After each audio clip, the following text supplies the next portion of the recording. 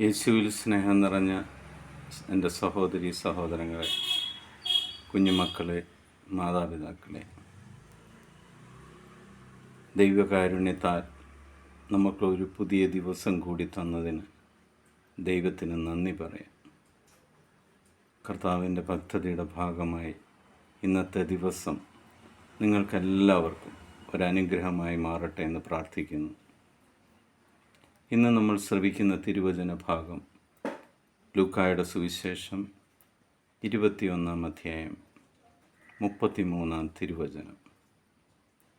ആകാശവും ഭൂമിയും കടന്നു പോകും, എന്നാൽ എൻ്റെ വാക്കുകൾ കടന്നു പോവുകയില്ല.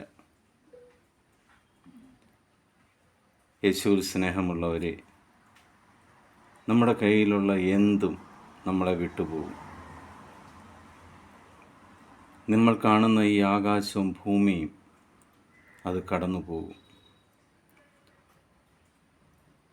എന്നാൽ ഈ ഭൂമിയിൽ ജീവനുള്ളിടത്തോളം കാലം ദൈവത്തിൻ്റെ വചനം ഇവിടെ നിന്നും കടന്നു പോവുകയില്ല. ആ ദൈവത്തിലും ആ ദൈവവചനത്തിലുമാണ് നമ്മൾ വിശ്വസിക്കുന്നത്.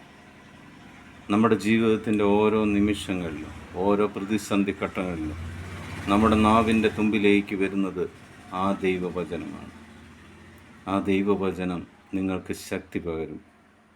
നിങ്ങളുടെ ഏത് പ്രശ്നങ്ങളുടെ മേലും ആ ദൈവവചനം തീരുമാനമെടുക്കും.